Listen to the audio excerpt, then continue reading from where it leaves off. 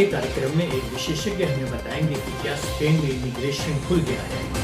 Corona virus के कारण लगी नाकाबंदी में यदि आपके दस्तावेज जमा नहीं कर पा रहे हैं तो उसका समाधान क्या है। यदि सामान्यकरण के लिए मिली तिथि में लॉकडाउन लग गया तो अब क्या होगा, और इसी तरह के बहुत से प्रश्नों का उत्तर पाने के लिए हमारे साथ अंत तक बने रहिए। मैं हूं आलोक लाहड़ और आप देख रहे हैं news for Indians in Spain. Corona virus के कारण बहुत से भारतीय नागरिकों को समस्याओं का सामना करना पड़ रहा है और उन्होंने हमें बहुत सारे प्रश्न लिखे।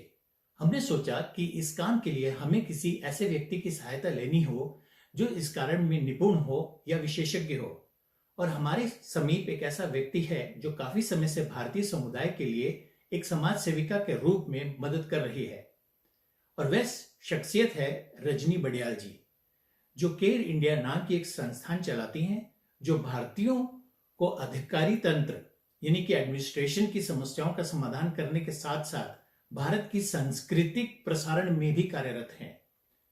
रजनी जी, हमारे कार्यक्रम news for Indians in Spain में आपका स्वागत है। स्पेन न्यूज देखने वाले सभी दर्शकों को मेरी ओर से नमस्कार। हमने अपने दर्शकों से बहुत से प्रश्न मिले हैं और हम चाहेंगे कि आप एक एक करके उन सभी प्रश्नों का उत्तर दें। वैसे तो इस विषय में हमने विस्तार से एक कार्यक्रम किया भी था, किंतु ये एक प्रश्न है जो बार बार पूछा जा रहा है, और वो प्रश्न ये है कि क्या स्पेन में अप्रवासन यानी इमिग्रेशन खुल गया है। मैं आप सबको ये बताना चाहूँगी कि अभी तक ऐसा कुछ भी सरकार ने प्रावधान नहीं दिया है, ऐसा कोई भी फैसला अभी तक नहीं आया है कि इमिग्रेशन ओपन हो रही है। हो सकता है ओपन हो जाए, लेकिन अभी तक ऐसा कुछ नहीं है। अभी तक जो है वो वही है जो था, मतलब अराइगो के बेसिस पे जो आपके पेपर जमा होते थे 3 साल के बाद, वही है। आप लोग उसी के बारे में फ़िलहाल सोचिए। जब इसका कोई भी हमें इसके बारे में कोई हमें जागरूकता मिलेगी, कोई भी ज्ञान मिलेगा, हम आपको ज़रूर अवगत कराएंगे। क्या बिना अपॉइंटमेंट के पेपर जमा कराए जा सकते हैं? जी, ये सवाल काफ़ी पूछा जा रहा है कि बिना अपॉइंटमेंट के क्या पेपर जमा हो रहे हैं। तो ऐसा है कि नहीं, ऐसा नहीं है। अब बिना अपॉइंटमेंट के पेपर जमा नहीं हो रहे। जिन लोगों की अपॉइंटमेंट थी और कैंसिल हो गई, उनको एक ईमेल आई होगी, सबको ईमेल आती है, उसमें एक वेरिफिकेशन कोड देते हैं। उस कोड के साथ अगर आपके सारे डॉक्यूमेंट्स तैयार हैं तो आप ऑनलाइन पेपर जमा करवा सकते हैं, उसमें कोई दिक्कत नहीं है। और अगर आपके पास अपॉइंटमेंट नहीं है और आपके पास आपके पेपर तैयार पड़े हैं और आप चाहते हैं कि पेपर जमा हो, तो उसके लिए आप ऑनलाइन उन पेपर्स को जमा करवा के ऑनलाइन अपॉइंटमेंट ले सकते हैं। लेकिन प्रोसीजर जो है, जो तरीका था, वो सेम है। मतलब जिसके पास अपॉइंटमेंट होगी उसी के पेपर जमा होंगे, और जिसके पास अपॉइंटमेंट नहीं है वो अपनी अपॉइंटमेंट ले सकता है। अब बहुत से लोग ऐसे हैं जो ये नाकाबंदी लगने के कारण अपने आलेख या दस्तावेज एकत्रित नहीं कर सके, या फिर ऐसे लोग भी हैं जिन्होंने नियोजित भेंट के समय यानी कि जो उनको जो सीता मिली हुई थी उस समय में समय तो ले लिया, किंतु अब वो तिथि निकल गई है। उस दिशा में उनके लिए क्या समाधान है? जी, देखिए, ऐसा है कि जिन लोगों के पास उनके पेपर तैयार नहीं हो पाए किसी एस्तादो दे अलार्मा की वजह से, उनके कॉन्ट्रैक्ट के पेपर तैयार नहीं हैं, या इम्पार्दोनामिento नहीं है, या कोई भी और पेपर इस वजह से, इस हालात की वजह से वो तैयार नहीं कर पाए, तो उसमें कोई दिक्कत की बात नहीं है। जिस दिन की आपकी अपॉइंटमेंट थी उसके बाद आप कभी भी, जब आपके पेपर तैयार हों, आप जमा कर सकते हैं। एस्तादो दे अलार्मा ख़त्म होने के बाद जिस दिन हम लोग बाहर आते हैं, उसके 5 दिन के लिए आपको मोहलत दी गई है।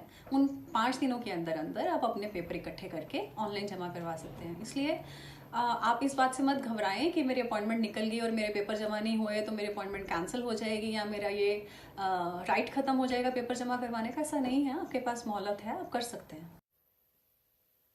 अब कुछ लोग ऐसे हैं जिन्होंने नाकाबंदी आरंभ होने से पहले अपने दस्तावेज जमा करवा दिए थे, और क्योंकि प्रत्येक आलेख की अपनी समापन अवधि होती है, तो क्या इस स्थिति में उनके जमा कराए गए आलेखों का क्या होगा? क्या वो एक्सपायर हो जाएंगे? जिन लोगों के पेपर ऑलरेडी जमा है का मतलब जिन्होंने, जब हम लोग अपॉइंटमेंट लेते हैं तो ऑलरेडी हम लोग सब पेपर उनको भेजते हैं एक्शन एरिया को, उसके बाद ही वो आपको अपॉइंटमेंट देते हैं। जिन लोगों के पेपर ऑलरेडी जमा हैं उनके पेपर तो एक्सपायर नहीं होंगे क्योंकि वो ऑलरेडी वहाँ पे जा चुके हैं। लेकिन जिन लोगों ने अभी तक अपने डॉक्यूमेंट्स प्रेजेंट नहीं किए, मतलब अभी तक अपॉइंटमेंट अप्लाई नहीं की, उनके पेपर्स जो हैं वो एक्सपायर हो जाएंगे। तो वो लोग जिनके पेपर और एक तरह से जमा हो चुके हैं, अपॉइंटमेंट ली जा चुकी है, उनको घबराने नहीं चाहिए क्योंकि उनके पेपर वैलिड ही रहेंगे जब तक वो पूरी तरह से उसको रिजॉल्व नहीं करते, जब तक उसका फैसला नहीं आता, या फिर जब तक वो उसको जमा करा के उसका रिजल्ट नहीं आता। तो ऐसी कोई बात नहीं है, ऐसा कोई टेंशन की बात नहीं है इसमें। अच्छा, वो व्यक्ति जो अपने परिवार को यहाँ बुलाना चाहते थे या उन्होंने रेग अग्रुपासियों familiar के लिए आवेदन किया था और बीच में ही लटक गया, तो उनको क्या करना चाहिए? रिया अग्रुपासियन फैमिलियर जिन लोगों को अपनी फैमिलीज़ को इंडिया से बुलाना है और उन्होंने इन्फोर में अप्लाई किए थे घर पास करवाने के लिए, और ये कोरोना के बीच में ही लटक गए, ना उनके इन्फोर में मिल पाए, ना पेपर जमा हो पाए। तो देखिए, हम लोग मुश्किल दौर से गुजर रहे हैं, मुश्किल तो सबको आएगी। तो ऐसा है कि रियाग्रुपासियन फैमिलियर के लिए जब तक आपके सारे डॉक्यूमेंट्स पूरी तरह से तैयार नहीं होते, आप उनको पेपर को जमा नहीं करवा सकते। हाँ, लेकिन ऐसा ज़रूर है कि कुछ डॉक्यूमेंट्स जो ज़रूरी नहीं, जो आपके पास हैं उनको आप जमा करवा के अपॉइंटमेंट ले सकते हैं। लेकिन जमा करवाने के लिए आपको जुनता मियंता की ओपन होने की वेट करनी पड़ेगी। जब वो ओपन होगी आपको इन्फॉर्म में मिलेंगे आपके घर के, आपके सब पेपर तैयार हो जाएंगे, उसके बाद ही आप जमा करवा सकते हैं, ऐसे नहीं।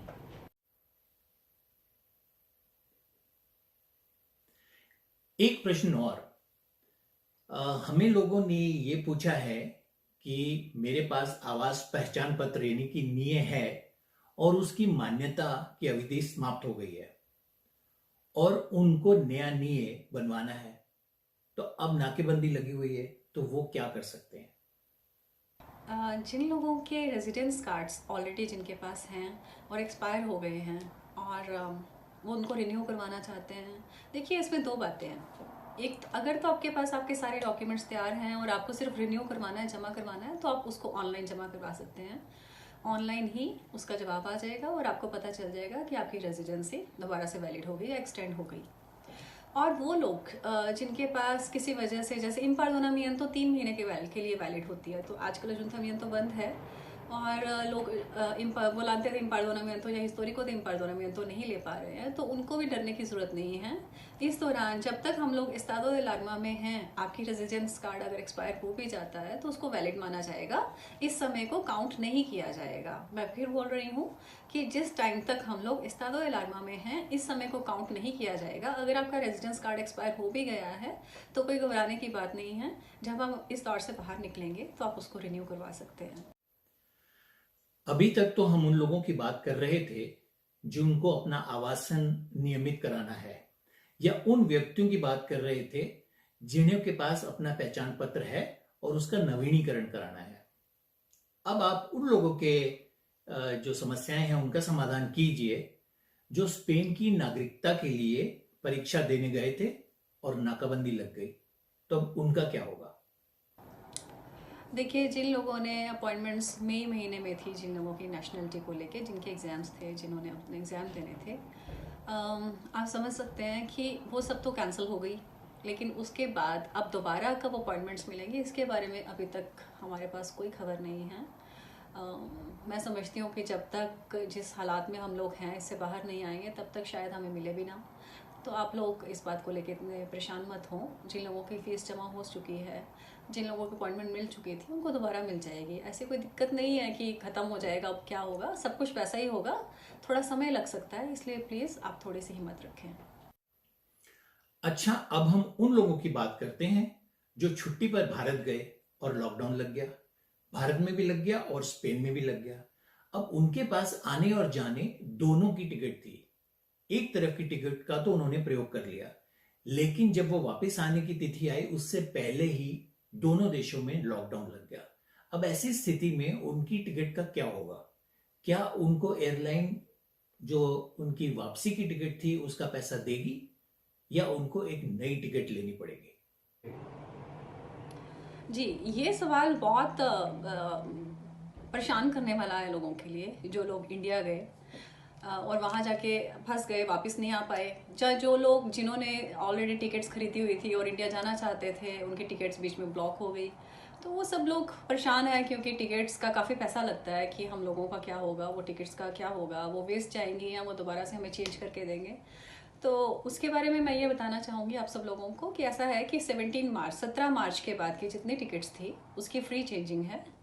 जब भी एयरलाइंस ओपन होगी, मतलब इंडिया से स्पेन आने के लिए जो भी एयरलाइन पहल करेगी, जो भी एयरलाइंस आएंगी, वो आपको फ्री में आपकी टिकट चेंजिंग करेगी। लेकिन जब ओपन होंगी उसके बाद, मतलब ये कि आप अभी से परेशान मत हो जाएं, ट्रैवल एजेंसीज में फ़ोन करके उनको मत परेशान करें कि आप हमारी टिकट चेंज कर दें, क्योंकि अगर आपने अभी चेंज करवाई तो आपको वन चेंज फ्री है, तो आप बार बार चेंज नहीं करवा सकते। तो बेहतर मैं आपको यही कहूँगी कि आप लोग तब तक का वेट करें जब तक एयरलाइंस दोबारा से ओपन नहीं होती। जब ओपन हो जाएंगी तो जो आपको समय सही लगेगा उसके हिसाब से आप अपनी टिकट चेंज करवा लेना, क्योंकि वही बेहतर रहेगा आप सबके लिए। अच्छा, ये तो रही स्पेनिश सरकार की बात। ऐसे लोग भी हैं जिन्हों को अपना पासपोर्ट का नवीनीकरण कराना है या भारतीय दूतावास से कोई और दस्तावेज लेना है या कोई और काम करवाना है, तो क्या वो ये काम करवा सकते हैं? देखिए, काफ़ी लोग मेरे से बार बार पूछते हैं कि हमारा पासपोर्ट ख़त्म हो गया है, उसको कैसे रिन्यू करवाएं, या जिन लोगों के बच्चे इस दौरान पैदा हुए उन बच्चों की बर्थ रजिस्ट्रेशन करवानी होती है, जिसको हम पंजीकरण कहते हैं बच्चे का, तो उसके लिए बहुत दिक्कत है और लोग परेशान है कि क्या होगा, कैसे होगा। देखिए, बर्थ रजिस्ट्रेशन कराने के लिए जो डॉक्यूमेंट्स चाहिए होते हैं, पहले तो आपको वही नहीं मिल पाएंगे जब तक अजंता बंद है, तजारत किस तरह सिविल बंद है। तो आप लोग उसके लिए घबराएं ना, कुछ भी ऐसी कोई दिक्कत की कोई बात नहीं है। जब एम्बेसी ओपन होगी, इस्तादो के दे लार्मा के दौरान एम्बेसी बंद है और वो वही सर्विसेज दे रहे हैं लोगों को जो बहुत ज़रूरी है, जो बहुत एमरजेंसी है। अदरवाइज एम्बेसी फ़िलहाल के लिए बंद है, वीएफएस ऑफिस भी बंद है। तो आप ये सोचें कि हमारा पासपोर्ट एक्सपायर हो गया है तो अब उसको रिन्यू कराने में दिक्कत आएगी, क्योंकि एक बार एक्सपायर हो जाए तो वो रिन्यू नहीं होता। ऐसा कुछ नहीं है, ये सब गलतफहमी है। एक बार आपका पासपोर्ट ये एम्बेसी दोबारा से ओपन होगी, उसकी कोई एक्स्ट्रा फीस भी नहीं लगती है, ऐसा कुछ नहीं है। जब आपका दोबारा से वो लोग आप लोगों की सेवा में आएंगे, दोबारा से एम्बेसी ओपन होगी, तो आप अपना पासपोर्ट रिन्यू करवा सकते हैं। जहाँ एम्बेसी से रिलेटेड जो भी आपको सुविधाएं चाहिए, कोई सर्टिफिकेट्स बनवाने हैं या बच्चे की बर्थ रजिस्ट्रेशन करवानी है या जो भी आपको चाहिए, वो सब होगा। लेकिन समय के साथ आप उस बात को लेके बिल्कुल भी घबराए ना, कुछ भी खराब नहीं होगा और जो जैसा है वैसा ही रहेगा।